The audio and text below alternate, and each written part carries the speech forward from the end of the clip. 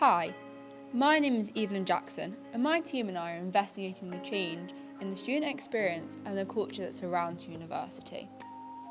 During this investigation, we've explored how being in a different generation has changed the university experience. From the education that they receive to the social experience, how has student life and culture changed through different generations?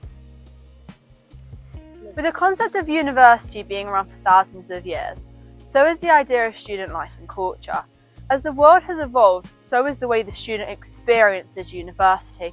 From changes in education to the way they live, every generation is different. This is a concept me and my team wanted to discover further.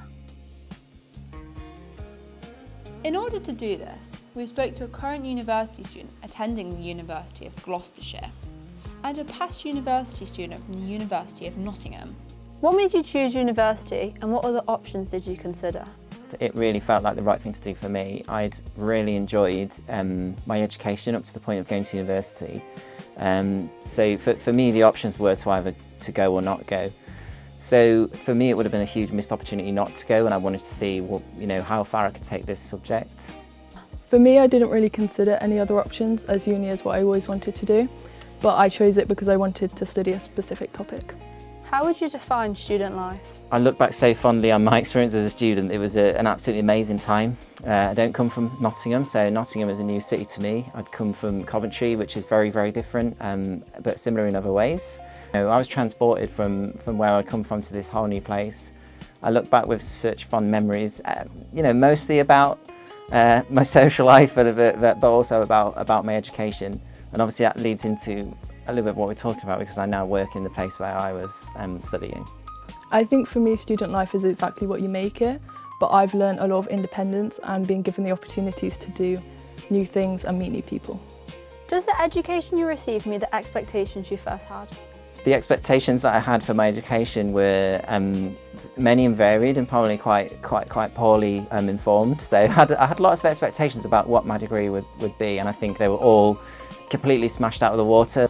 I think yes and no. I'm really impressed by the expertise of all my lecturers, but I didn't realise there'd be such an emphasis on compulsory modules. How different do you think your life would be if it wasn't for going to university? My life would be incredibly different if I hadn't gone to university, largely because now I work in a physics department. I'm an assistant professor, that's like a lecturer. And so basically I earn my money now by doing research in physics and teaching undergraduates and helping people get their PhDs as well by research.